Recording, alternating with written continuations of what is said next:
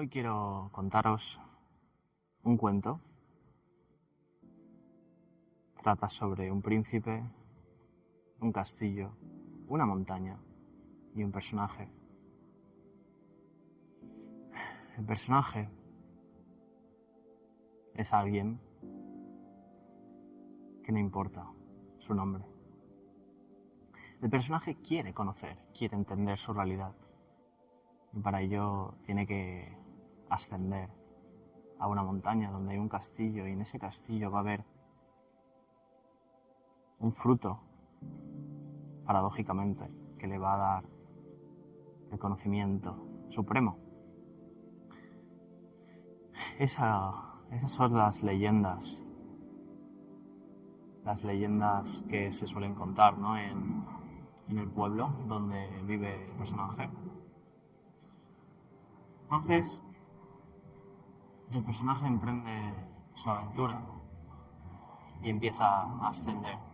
Lleva una mochila con equipaje bastante bueno, con equipaje de la mejor calidad que el pueblo le ha podido otorgar. Digamos que supuestamente a ojos de una persona normal está preparado, ¿no? Para subir, llegar al castillo y, de ser el caso, consumir el fruto del conocimiento eterno. Empieza a ascender y se empieza ya digamos que se encuentra ya con los primeros obstáculos, ¿no? Los primeros obstáculos de la neblina, porque empieza a caer tiempo sobre él, ya no el tiempo físico, sino también el tiempo psicológico. Empieza a llover, está solo, pero la esperanza lo anima, lo alienta a seguir. Así que sigue avanzando, ¿no? En ese espacio nebuloso, en ese espacio donde los minutos son horas, las horas son días. Sin embargo, después de haber luchado, eso también pasa y se encuentra con una vista maravillosa. Una vista del pueblo desde arriba, ¿no? Porque de vez en cuando mira hacia atrás. Porque recuerda sus raíces, recuerda de dónde ha venido. Sigue hacia adelante y ve la punta del castillo. Una punta bastante geométrica, con un orden bastante marcado, un orden que implica la presencia del ser humano. Paradójicamente el personaje piensa que cómo puede ser que en ese orden pueda estar el conocimiento eterno, porque el personaje, siendo agnóstico, se da cuenta de que la limitación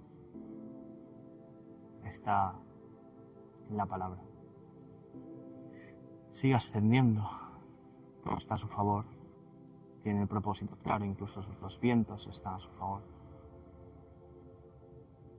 El equipaje que ha traído consigo le es útil. Lleva cuerdas resistentes que le permiten escalar. Lleva agua, lleva comida. Sigue avanzando y de repente ve no una, sino dos torres.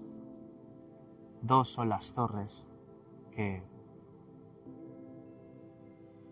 muy parecidas entre sí mismas, le indican hacia dónde ha de avanzar. Dos, no una. Si existe una, ¿por qué no han de existir dos o tres? Eso piensa el personaje, ¿no? El personaje intenta mirar hacia atrás, pero el pueblo ya ha desaparecido. Le entra un vacío por dentro, le entra una especie de tristeza por no saber si su devenir estará acompañado de sus personas cercanas, pues si prueba ese fruto y realmente conoce y comprende la realidad, quién sabe lo que le podría decir ese fruto sobre el pueblo. Incertidumbre. Incluso empieza a atisbar la malicia del ser humano. Empieza a darse cuenta de que algunas personas han hablado y han hecho cosas a sus espaldas. Pero aún así, se vuelve a girar. Con las 2 torres enfrente, se propone seguir. Esta vez el terreno es más peligroso, pues hay rocas puntiagudas, hay un terreno un poco escarposo. Sin embargo, saltando, con sus buenas habilidades, con su gran cuerpo atlético, puede seguir. Y así ya llegan los 4 kilómetros de altura. El castillo está casi al lado, 5 kilómetros de altura. Ya no solo ve 2 torres, sino que además ve la cúpula central. Una cúpula que parece no haber sido hecho,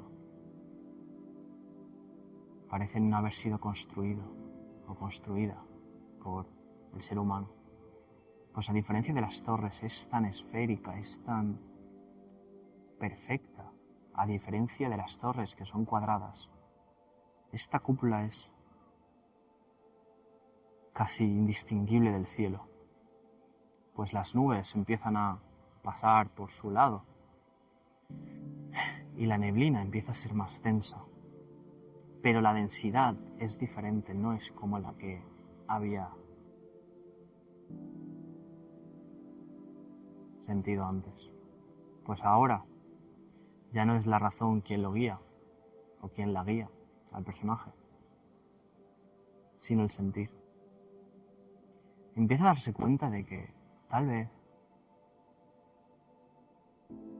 su camino haya valido la pena. Tal vez el hecho de estar llegando al castillo no significa que haya triunfado, pero eso se queda en duda, pues no tiene la total certidumbre todavía. Llegando al castillo, una puerta enorme que combina lo imperfecto de la mujer y el hombre, que es el origen cuadrado de la puerta, con la eternidad y la perfección de Dios,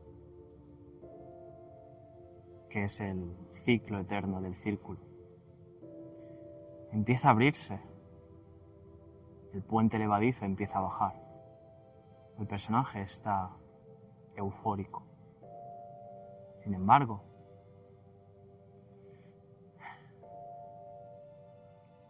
la expectativa de encontrar lo que quiere encontrar, el fruto del conocimiento eterno, le lleva a un estado de tal euforia, de tal éxtasis, que se olvida de pisar en terreno firme y el puente deja de ser puente, el castillo se desvanece, pasa a ser un espectro del tiempo y del espacio. Y de repente, el paso firme pasa a no ser firme y empieza a caer por un terreno tan profundo y tan oscuro que el miedo es inevitable, el temor ante la desesperación del golpe contra el suelo se hace infinito,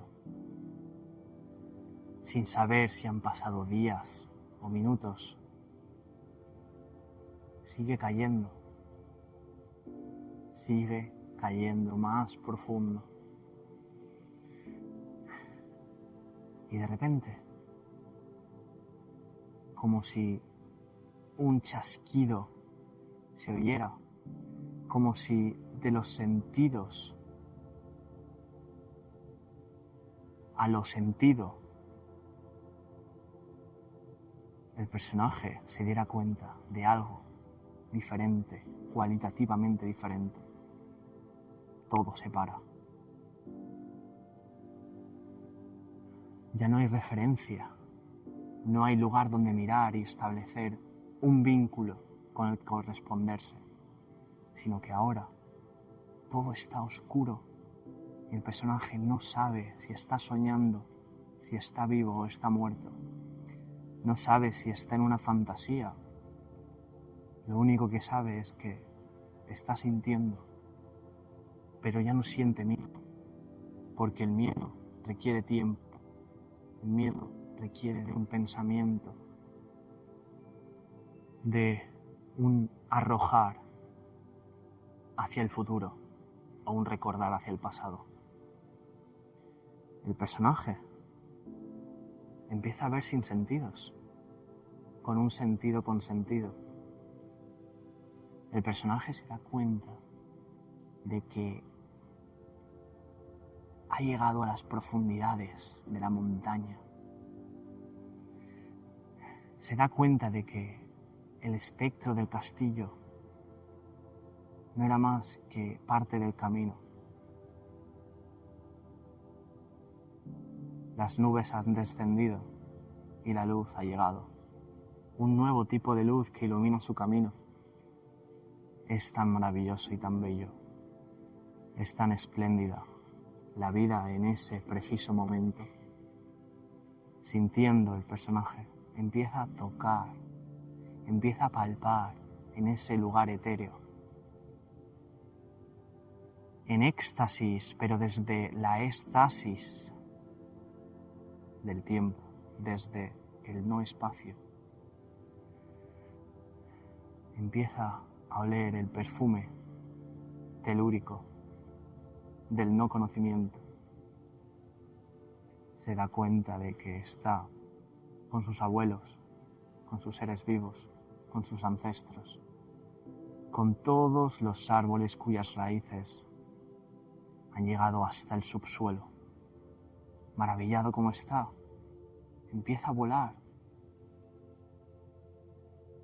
empieza a desplazarse por un lugar no físico,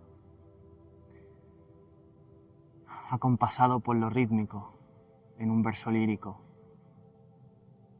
ensimismado, siente una emoción inconmensurable, pues las palabras ya no sirven, ni los conceptos, ni el miedo, ni el temor, ni el ruido. En ese estado de vacío, el personaje impacta contra la felicidad más grande, una felicidad que no requiere de contenido, sino de forma de vida.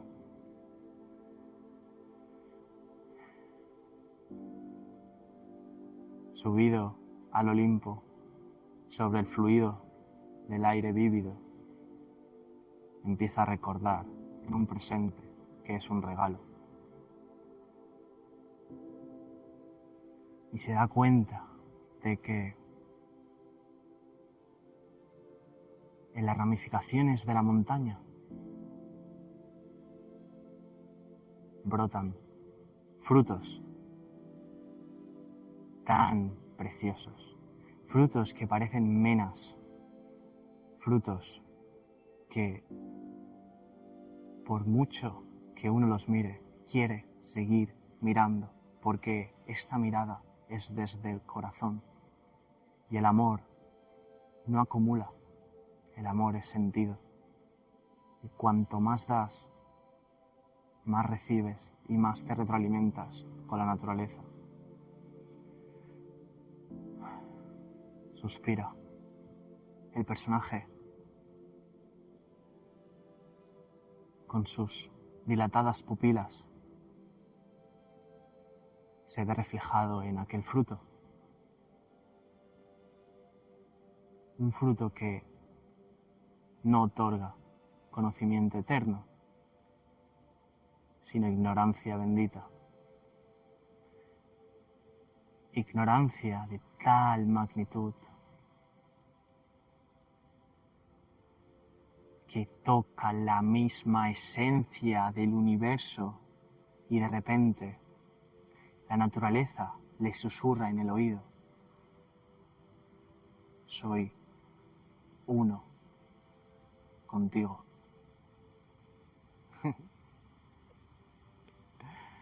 El personaje cierra sus oídos, vuelve a abrir sus ojos, se despierta en un precioso día, mira a través de las ventanas